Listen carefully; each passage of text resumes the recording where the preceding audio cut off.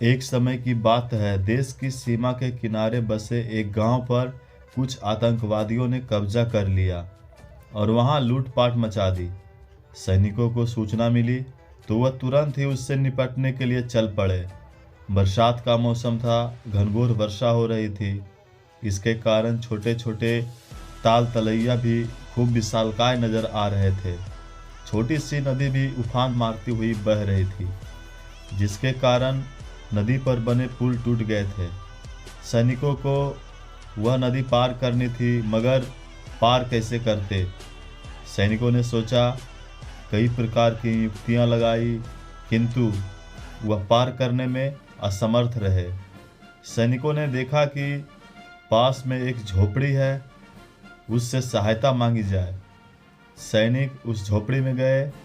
उस झोपड़ी में एक महिला थी जो दिन भर कार्य करती थी और अपनी झोपड़ी में रहती थी।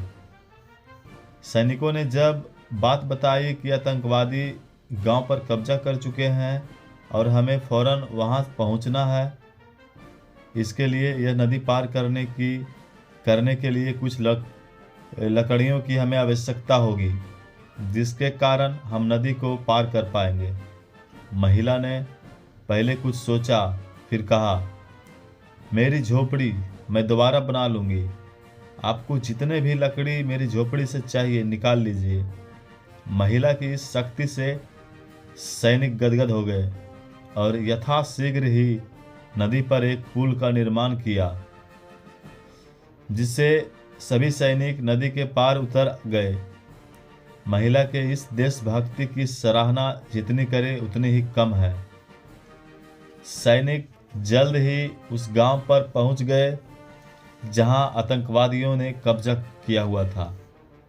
सैनिकों ने काफ़ी देर की मशक्कत के बाद आतंकवादियों को मार गिराया और कुछ भाग गए, जिससे अपने देश में आए हुए संकट को उन्होंने बहादुरी से टाल दिया और दुश्मनों को सबक सिखाया। नैतिक शिक्षा। देश प्रेम और देशभक्ति से बड़ा कोई धर्म नहीं है। देश है तो हम हैं, ऐसा मानकर देश की सेवा करनी चाहिए। अगर व्यक्ति को देशभक्ति का मौका मिले तो उसे जरूर अपना देश प्रेम दिखाना चाहिए। यही सर्वदा उचित है और धर्म भी यही है।